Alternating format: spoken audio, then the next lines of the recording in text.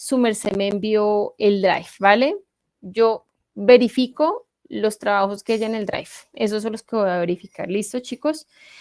Dicho esto, entonces vamos a proceder a verificar, pues obviamente, las propuestas metodológicas. Quiero hacer una antesala y es que dentro de estas propuestas metodológicas, pues nosotros vamos a ver las distintas posibilidades con las que nos podemos encontrar dentro del trabajo de investigación. La primera es la fenomenología.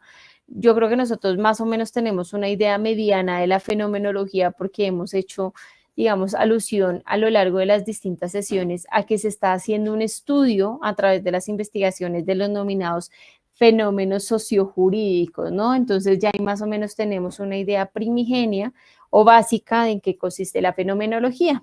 Pero ¿qué se dice en estricto sentido y lato sensu de la fenomenología? Entonces dice o se reseña aquí que la fenomenología es una corriente filosófica y metodológica que busca obviamente un estudio de las experiencias vividas y de la forma en la que las personas perciben e interpretan el mundo que las rodea. En el espectro metodológico, desde el punto de vista del marco metodológico, pues básicamente va a estar intencionado en la exploración de la experiencia subjetiva de los individuos, de manera que la mayoría de las investigaciones de orden sociológico, de orden antropológico, y si tienen una dimensión de derecho social, pues van a estar cimentadas o van a estar nutridas o fortalecidas de esa fenomenología. ¿Listo? Dice Husserl que la fenomenología es un método y un modo de ver. Esto es un modo de filosofar, en tanto que para Heidegger implica la necesidad no solo de describir los fenómenos, sino también de interpretarlos. Yo no sé si ustedes ya vieron hermenéutica jurídica, pero la hermenéutica jurídica casi que versa sobre esa posibilidad de interpretación fenomenológica ya desde el punto de vista jurídico, desde el punto de vista práctico de la interpretación normativa. Eso no obsta a que nosotros no podamos hacer una interpretación, o sea, un ejercicio hermenéutico de cara a los fenómenos sociales que se van a ir investigando, ¿de acuerdo? Y como propuesta metodológica, esta fenomenología que va a pretender la descripción de fenómenos tal como son experimentados desde una dimensión de los participantes y no desde una perspectiva externa. Entonces, casi que aquí va a haber una suerte de involucramiento del investigador, pero haciendo partícipes a quienes, pues digamos, funge como miembros del grupo de estudio, ¿no? Entonces, creo que eso es algo importante. ¿Cuáles son las características principales de la fenomenología? De un lado tenemos el enfoque en la experiencia subjetiva. Entonces, la idea es que se entienda el modo en que los individuos experimentan y perciben los fenómenos desde su perspectiva personal. Digamos que en esa tesitura la idea es que quien va a hacer el trabajo de investigación, en este caso, por ejemplo, si estamos diciendo que se va a realizar un trabajo de campo, pues este trabajador de campo tenga en su poder una guía en la que vaya, digamos por así decirlo, plasmando las distintas experiencias que van a ser pues narradas por estas personas, ¿de acuerdo? Y una descripción más no una explicación. Entonces, se busca la descripción de las experiencias tal como se viven por los sujetos. ¿Listo? Entonces, por eso decíamos que la idea es que sí haya como una libretica, una guía, algo similar que permita a la persona que está haciendo el uso de la fenomenología consignar de la manera más detallada posible, pues lo que los sujetos están experimentando. ¿Listo? También se caracteriza por la suspensión de juicios. Y dice aquí, un principio fundamental de la fenomenología es el epoché, que significa suspender o poner entre paréntesis creencias y prejuicios previos del investigador. Ustedes saben que nosotros hay veces estamos contaminados a partir de lo que hemos podido detectar de las fuentes de investigación que ya hemos podido en algún momento verificar, leer, constatar y demás. Entonces la idea es apartarse completamente de esa visión contaminada que tiene el investigador para que obviamente pues tenga la posibilidad de fortalecerse este poché. Y la internacionalidad de la conciencia, que conforme a lo dicho por Husserl, está dirigida hacia algo, es decir, que a una intencionalidad, ¿no? Entonces, hay esta intención de interacción con el objeto, con el fenómeno o con el evento correspondiente. ¿Listo? ¿Cuáles son las otras características que podemos señalar de esta fenomenología? Entonces, dice, busca intentar la reducción de la experiencia a sus elementos esenciales, comprendiendo cómo los individuos dan sentido a lo que viven. Por ejemplo, si yo estoy adelantando una investigación sobre la propiedad intelectual colectiva de las reflejadas en las mochilas guayú de los indígenas que habitan obviamente el sur de Colombia, la intención es que a través de este estudio fenomenológico yo intente evidenciar cómo se ve plasmada la cosmovisión de esos pueblos en esas mochilas, ¿listo? Porque construir esas piezas artesanales que tienen una protección intelectual, de propiedad intelectual, pues están dotadas de sentido, ¿sí? Adicionalmente, pues digamos que la fenomenología va a estar nutrida mayormente por el método cualitativo, ¿cierto? Porque vamos a intentar la comprensión profunda de las experiencias. ¿Y cómo se va a lograr esto? A través de técnicas e instrumentos de investigación como las entrevistas, particularmente los cuestionarios, ¿no? Esa construcción de cuestionarios que nos van a servir para poder entrevistar a la persona con la que queremos interactuar, a esos sujetos de nuestra investigación con determinado nivel de profundidad y pues también a través de la técnica de historias de vida. Esto lo vamos a ver un poquito con más detalle el semestre que viene, ¿de acuerdo? Sea conmigo o con el profesor que en el particular les impongan para el efecto o les pongan de presente, chicos, ¿listo? Y la reflexividad también es un elemento característico de la fenomenología porque también nos va a permitir que el investigador sea consciente de su subjetividad. Ustedes saben que las investigaciones en derecho están cargadas simbólica y significativamente del elemento subjetivo. ¿Por qué? Porque pues obviamente es inherente a nosotros, ¿no? O sea, eso es ineludible, ¿no? Pero también de cómo su presencia puede influir en el proceso de investigación. Por eso es importante que, lo decíamos acá de manera antecedente, pues que el investigador esté un poco ajeno a sus propias creencias y prejuicios. ¿Listo? Ahora, ¿cómo se ve concretada o materializada esa fenomenología en el derecho? Entonces, esa fenomenología aplica el campo jurídico para el estudio de cómo los sujetos experimentan el sistema legal desde una visión, pues digamos, un poco más subjetiva. ¿Cómo podríamos ejemplificar esa fenomenología en el derecho? Entonces, experiencia de los abogados en el ejercicio del derecho, que implicaría el análisis de cómo los abogados experimentan y perciben su trabajo diario dentro del sistema judicial y cómo gestionan los dilemas éticos y emocionales que enfrentan. Yo creo que cuando ustedes tuvieron la posibilidad de ingresar a la universidad o en ese proceso preselectivo, ¿cierto?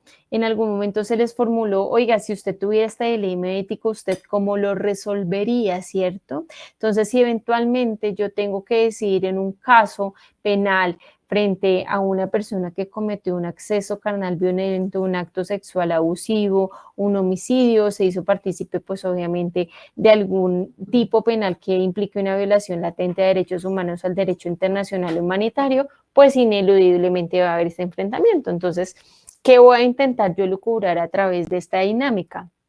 Entonces, a través de una entrevista profunda, los abogados podrían compartir sus vivencias y los aspectos subjetivos que afectan su práctica, como el estrés relacionado con los asuntos que llevan, el dilema ético de la defensa de personas que son acusadas de ciertos tipos penales como los que acabé de describir, o la interacción con jueces y clientes. No crean que esto es realmente pacífico, esto es bastante complicado, entre otras razones, porque a veces creo que la interacción con el cliente es bastante costosa, es bien complicado, a veces los clientes de repente pues manifiestan en principio una cosa y pues más o menos el abogado elabora un insumo con fundamento en lo que el cliente le está comentando y con posterioridad pues cambia la idea y eso implica el cambio de absolutamente todos los insumos que se hubieran generado.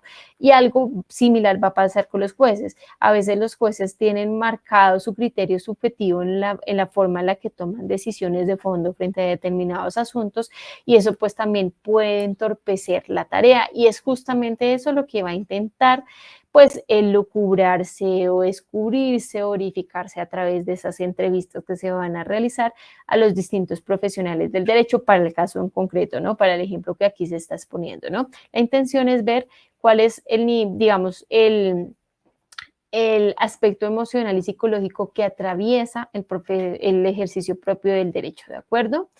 Eso frente a la fenomenología. También tenemos esta que se llama la teoría fundada.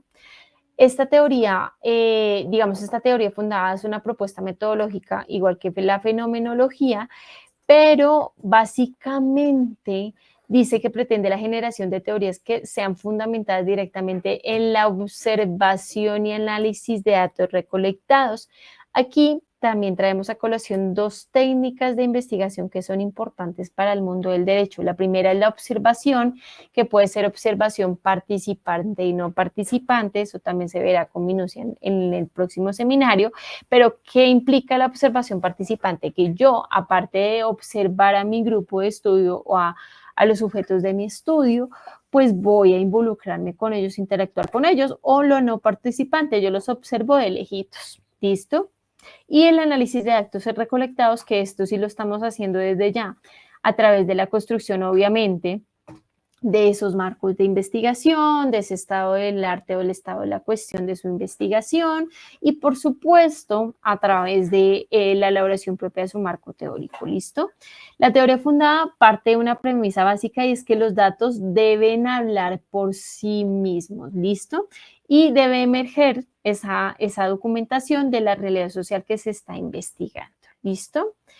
¿Cuáles son las características de esta teoría fundada? Entonces, no se trata de probar solo las teorías existentes, sino de desarrollar teorías a partir de datos empíricos recolectados. Entonces, existe o preexisten unos datos, nosotros tenemos un marco teórico, un marco conceptual, un estado del arte que resignifica ciertas posiciones de los autores frente a temas que estamos investigando, pero pues nosotros vamos a empezar a construir esas teorías nuevas, no solamente a partir de esa documentación que hubiéramos logrado, sino de lo que logremos en nuestro ejercicio de interacción ya, pues obviamente con nuestros sujetos de investigación. Eso lógicamente va a pasar, chicos, porque de repente ustedes tenían una idea preconcebida, no sé, de lo que era el desplazamiento forzado en el territorio de Nariño, pero resulta que fueron por allá a algún municipio de Nariño lejano y descubrieron que la forma en la que se está llevando a cabo el desplazamiento ha disminuido, aumentado o obedece a otras dinámicas distintas a las que ustedes tenían planteadas dentro de su investigación y eso pues obviamente va a significar que se replantee la forma en la que se está viendo o teorizando ese particular. ¿Listo? También otra característica es la codificación constante, que implica que el análisis de datos se realiza de manera permanente, de forma tal que mientras recogemos datos, el investigador empieza a codificarlos. ¿Qué es codificarlos? Etiquetarlos, ¿cierto? Como técnicamente cuando ustedes están estudiando para sus parciales, que agarramos determinado número de fuentes, ¿cierto? Que van a ser objeto de estudio y empezamos a decir esto es importante, esto no es importante, esto entra dentro del parcial, esto no. Técnicamente en esos términos se logra la codificación, ¿listo? El muestreo teórico. Nosotros ya hemos dicho que hay una población universo, una población muestra que nosotros vamos a investigar y aquí el muestreo teórico es para poder, digamos, recolectar información de una forma un poco más pormenorizada. Nosotros vamos a agarrar de toda esa gama de documentos, algunos en específico, porque esos son los que nos interesan teóricamente para sustentar nuestro trabajo. ¿Listo? Y teoría emergente. Esto implica que a medida que el análisis avanza, pueden emerger varias teorías, varias categorías y varios conceptos nuevos. ¿Listo? Indudable, dentro de esta teoría fundada, perdón, va a haber una comparación que es permanente porque nos va a permitir identificar que frente a lo que nosotros ya tenemos construido y frente a lo que vayamos descubriendo, pues obviamente se puedan diferenciar patrones, puede haber, digamos, algunas diferencias y similitudes. Muchas de estas cosas las vamos a poder, digamos, analizar dentro del apartado de análisis y resultados de nuestra investigación. Y la idea es que la teoría pues también esté construida con datos reales, o sea, ya un ejercicio empírico que implicó obviamente una interacción y que me va a permitir fortalecer las teorías que yo tenía previamente construidas, inclusive desde mi propia hipótesis de investigación. ¿Cómo se ve concretada esta teoría fundada en el derecho? Básicamente, para el desarrollo de teorías basadas en experiencias de los actores involucrados en el sistema legal. Ejemplo, investigación sobre la ética judicial en los jueces. A manera de guisa, estudiar cómo los jueces toman decisiones éticas dentro del sistema judicial, especialmente en situaciones donde existen dilemas éticos complejos. En el ejemplo anterior intentábamos verificar, obviamente, del lado de la población participante, que eran los abogados. En este caso particular, pues va a ser sobre los jueces, ¿no? Porque va a ser un público especializado. Entonces, ¿cómo se va a lograr? También la misma técnica de instrumento de investigación que va a ser en la entrevista a través de un cuestionario con jueces y el análisis de sus decisiones en casos bastante complejos, buscando identificar las bases sobre las cuales se toman sus decisiones y cómo interpretan las normas éticas en situaciones ambiguas, ¿vale? Eso va a implicar, obviamente, una codificación de los datos para verificar qué es importante y qué es lo que no es importante, y particularmente en torno a los principios éticos que tengan relación con sus decisiones. ¿Listo? Y esto nos va a servir para desarrollar teorías, ¿cierto? Ya tenemos una documentación, ya hacemos, logramos una interacción con los jueces y nos va a permitir la construcción de teorías sobre cómo los jueces perciben y aplican los principios éticos dentro de su actividad diaria. ¿Listo? De manera que podamos inclusive construir una alternativa de solución pensada en la mejoría de la percepción pública del sistema judicial. ¿Listo? ¿Cuál va a ser entonces? Bueno, hay una teoría que se llama una teoría fundamentada, la teoría fundada y fundamentada. Entonces, la teoría fundamentada trata de la generación de una teoría a partir de datos sin partir de ideas preconcebidas o marcos teóricos, en tanto que esta teoría fundada que acabamos de ver, pues podría implicar en algún punto el uso de teorías preexistentes para la generación de una nueva teoría. ¿Listo? Ahora vamos a pasar a otra propuesta metodológica que se llama la etnografía. Yo creo que muchos de nosotros hemos escuchado hablar de la etnografía, pero pues digamos que mayormente esta etnografía se usa en otro tipo de disciplinas que no son las propiamente jurídicas, particularmente la rama antropológica, la sociológica, porque implica pues el estudio de grupos humanos. ¿Listo? Aquí buscamos entender y escribir los comportamientos, creencias, interacciones y valores de una comunidad o grupo social en su entorno natural. Y aquí, si vemos de manera automática, la sugerencia no es, digamos, mediar el trabajo con entrevistas y cuestionarios como técnica de instrumento de investigación, sino que aquí automáticamente se nos sugiere el trabajo de campo, ¿no? Y obviamente esta construcción de guía de trabajo de campo, de ruta de navegación del trabajo de campo, ¿listo? ¿Qué implica la etnografía? Un trabajo de campo prolongado, o sea, que estos etnógrafos van a pasar varios periodos en el campo, en contacto directo con las personas que están investigando, y esto va a permitir el conocimiento del contexto de la manera profunda frente a la realidad que se está investigando, la realidad social investigada. Quisiera poner un ejemplo de este tipo de ejercicios etnográficos en algún momento en un diplomado de DESCA, de Derechos Económicos, Sociales, Culturales y Ambientales, y en otro de litigio estratégico paralelo, nos comentaba una investigadora que era londinense, que en algún momento ella tuvo la intención de hacer trabajo etnográfico por su formación profesional y a nivel doctoral con algunas poblaciones aquí en el sur de América Latina. Y es curioso porque, claro, había cierto tipo de resistencia con que una persona que no perteneciera a la comunidad y obviamente pues más con el agravante que era londinense, que no hablaba español de origen, o sea, no era su lengua nativa, que era blanca, heteronormada, bueno, o sea, fue un complique, pues interviniera en estas comunidades. Ella dijo que duró aproximadamente 3 meses sin poder tener ninguna proximidad con la comunidad y curiosamente en una época en la que se enfermó terrible y ahí la comunidad, diríamos aquí coloquialmente, le paró bolas, la atendió y ahí a partir de ese momento en que ella se enfermó fue que pudo empezar a desplegar sus actividades etnográficas. Entonces es curioso porque no, a veces es un poco fácil hacer esta cronología del trabajo de campo, pero puede ocurrir como lo que les vengo narrando, que no necesariamente se despliegue de la manera más normal posible, sino que en virtud pues, de las situaciones que se vayan presentando, pues eso se pueda haber entorpecido y lo podamos lograr hasta muchísimo tiempo después del que teníamos previsto. ¿Listo?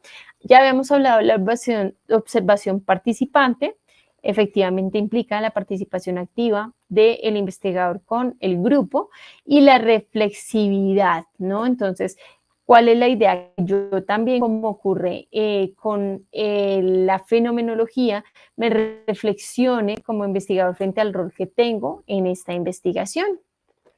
Adicionalmente, también va a haber un escenario de contextualización porque vamos a intentar entender cuál es la realidad del grupo que yo estoy investigando, cuál es su realidad cultural, cuál es su realidad política, social, económica, jurídica, ¿listo?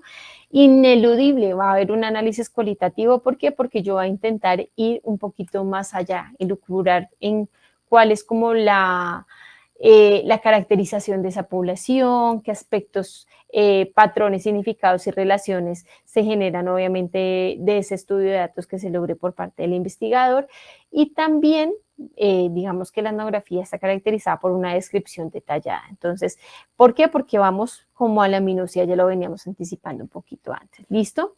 Ejemplo de investigación etnográfica. ¿Listo? En derecho, estudio de la policía y la comunidad. Entonces, ¿qué se va a intentar? Investigar las relaciones entre la policía y la sociedad, especialmente en contextos de desconfianza y tensión social. ¿Cuál podría ser el método a aplicar? Entonces, el investigador podría vivir en comunidades donde existen altos niveles de desconfianza hacia la policía y observar las interacciones cotidianas entre dichos servidores y los miembros de la comunidad. ¿Cuál es el comportamiento entre unos y otros como actores de actores objeto de mi investigación?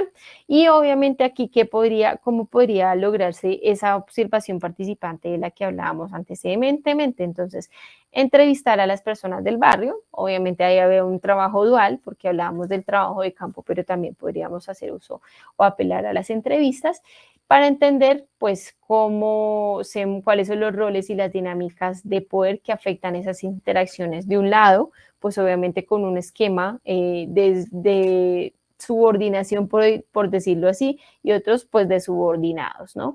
Y el estudio pues obviamente nos podría arrojar información frente al manejo del conflicto entre la comunidad, así como frente a los aspectos de justicia y orden. ¿Listo?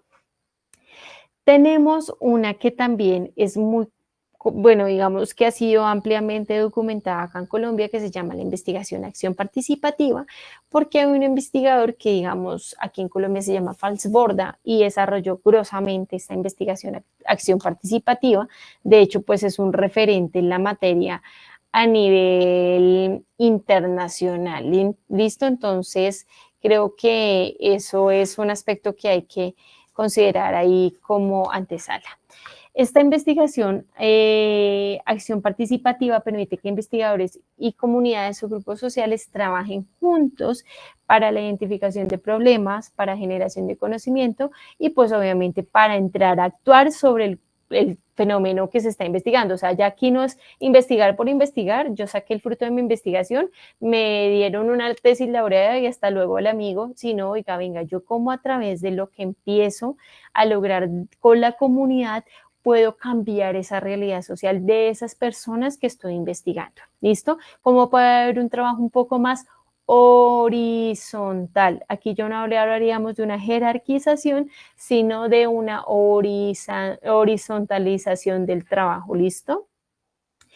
¿En qué escenarios es común emplearlo? En los escenarios de justicia social, movimientos comunitarios, derechos humanos y reformas sociales. Si se han dado cuenta, muchos líderes sociales tienen, digamos, no solamente una participación activa en la comunidad, sino de pronto pertenecen a una organización no gubernativa o inclusive de pronto, aparte de abanderarse como líderes sociales, pues son servidores públicos de alguna entidad que trabaja para la comunidad. Entonces, esos son los aspectos que tienen que ser considerados en este escenario. ¿Listo?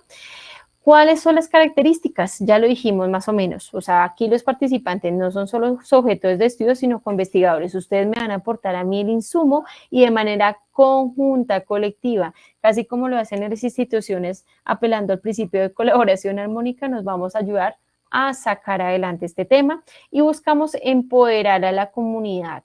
Yo les había dicho que un autor hindú que se llama, bueno, que se apellida Spivak, que se refería a la importancia de dar voz a las personas que integran la participación, pues en este caso, obviamente para el caso particular que narra Spivak, a los nominados subalternos, ¿no? Pero son esos grupos, obviamente, que están siendo objeto de investigación, esos grupos minoritarios, esos grupos en presunta vulnerabilidad. Y el ciclo de acción-reflexión, que implica que hay una intención de acción-reflexión permanente. Yo reflexiono y qué aspectos puedo accionar dentro de la comunidad. ¿Listo? Adicionalmente, van a buscar la transformación social, porque pues se entiende que hay una situación de injusticia dentro de la comunidad y la idea es que haya cambios derivados de la investigación. También, ya lo decíamos, hay una intención de horizontalidad entre investigadores y participantes y aquí, a diferencia de las que veníamos, pues digamos, describiendo, que es nuestra etnografía, nuestra fenomenología, nuestra teoría fundada, pues aquí va a haber investigación tanto cualitativa como cuantitativa, porque pues muy seguramente en algún momento específico vamos a tener que reflejar en cifras, en índices, en, en números, pues obviamente la forma en la que se concibe el fenómeno por parte de la comunidad y eso obviamente se va a lograr a través de los ejercicios de técnicas e instrumentos de investigación que apliquemos. ¿Cómo se va a ver concretada esta IAP en el derecho? Básicamente cuando tratemos con temas que afectan a comunidades vulnerables, a grupos sociales y grupos en presunta situación de exclusión, como podría ocurrir, por ejemplo, en las luchas comunitarias por derechos territoriales. ¿Qué se requería en este caso concreto? ¿De qué supuesto estamos hablando? Entonces, apoyo a comunidades campesinas en la defensa de sus derechos territoriales ante proyectos de despojo de tierras o violaciones de sus derechos a la consulta previa para el caso, este último de la consulta previa de los pueblos indígenas.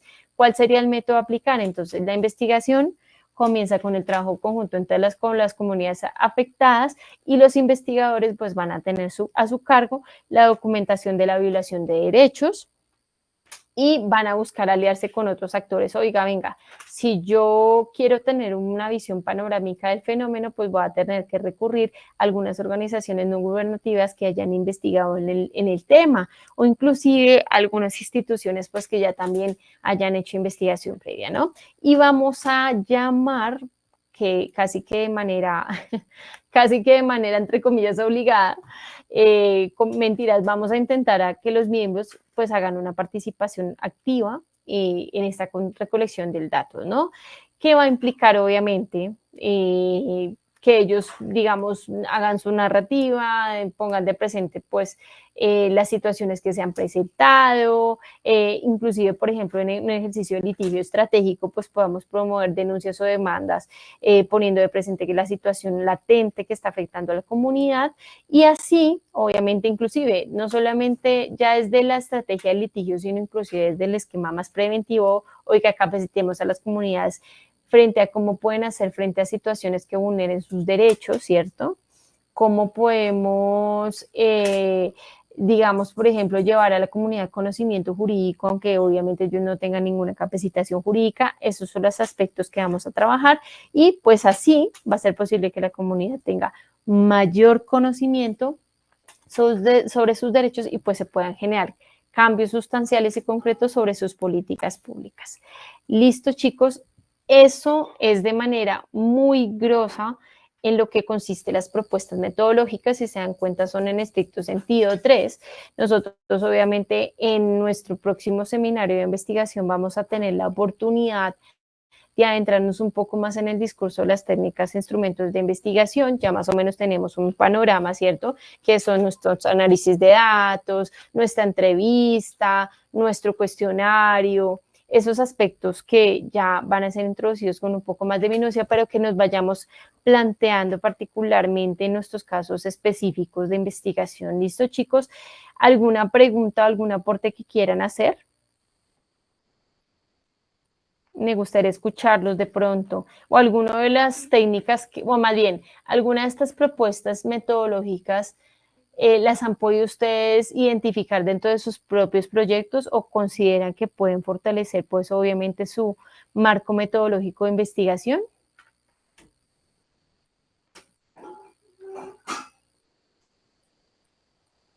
Por ejemplo, Diana, Diana Yamile. Sí, profesora, yo específicamente veo dentro de mi proyecto la fenomenología. ¿Por qué? Porque no es solamente el estudio del fenómeno propiamente dicho que estoy tratando, sino también la investigación del entorno en que se presenta toda la información. Entonces, en realidad, termina siendo, digo, pues para mí en este momento, es como la investigación partiendo de lo que habla el contexto para llegar a tomar, digamos, como la información y lograrla implementar dentro del proyecto. Y que veo, pues, que para mí ha sido importante porque he logrado encontrar, digamos, formas de ver la circunstancia. Hay un autor que habla, no recuerdo el nombre, pero igual él habla de que es importante que toda investigación se haga con argumentación y respetando, obviamente, los principios jurídicos. Entonces, para mí, específicamente, la teoría de la fenomenología, creo que es la que está dentro de mi proyecto, es lo que puedo decir. Listo, gracias, Diana. Por favor, Santiago, adelante. Su merced, ¿cuál piensa que puede ser una de las propuestas metodológicas que podría en algún punto fortalecer su ejercicio de investigación?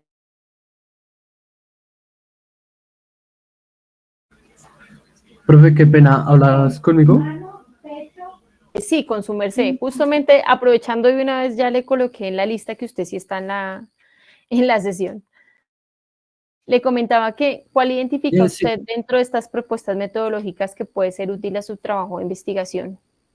Yo diría que la teoría como funda, pues de lo que he desarrollado de mi proyecto de investigación, que pues terminé hablando contigo, esa sería como la teoría fundada. Pues ya que pues con los datos recolectados que pues sí he podido encontrar en otras páginas y por los cambios que pues usted me había implementado, sí pues le he dado como una validez no solo como muy objetiva, sino como más amplia, como más empírica, por así decirlo. Ok, Santiago, gracias. Fabián, adelante.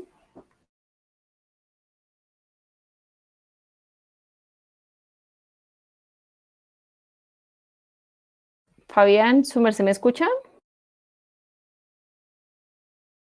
Sí, profe, perdón, que no. Listo, cuénteme, Fabián, ¿cuál más o No menos logra- podría identificar de estas tres teorías o de estas tres propuestas metodológicas dentro de su investigación? ¿Cuál considera que puede ser útil a su trabajo de investigación? Y también de Mm, una vez ya lo chuleé en la lista. Ay, gracias, profe. Pues yo creo que, pues tratando de llevarlo a mi proyecto, pues yo creo que la fenomenología en el derecho, puesto que pues se trata de legalizar pues algo que aún no está debidamente regulado. Entonces, yo creo que se puede aplicar al campo en ese campo, pues.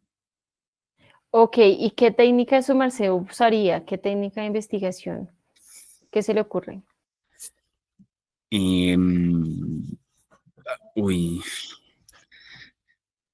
la verdad es que no. No sé cuál me aplicaría. Listo, ahí le queda la tarea. Listo, Fabián. Gracias, profe. Bueno, chicos, eso sería todo por la sesión del día de hoy. Les comentaba que ya Diana me compartió la presentación, bueno, más bien el Drive con sus presentaciones, sus entregas. Yo obviamente estaré socializando las notas y nos vemos ya de manera física en la próxima sesión. ¿Listo, chicos? Confiando en que no nos manden otra vez a la virtualidad, porque eso hay veces entorpece un poco la dinámica. Listo, chicos, feliz noche a todos, que estén muy bien.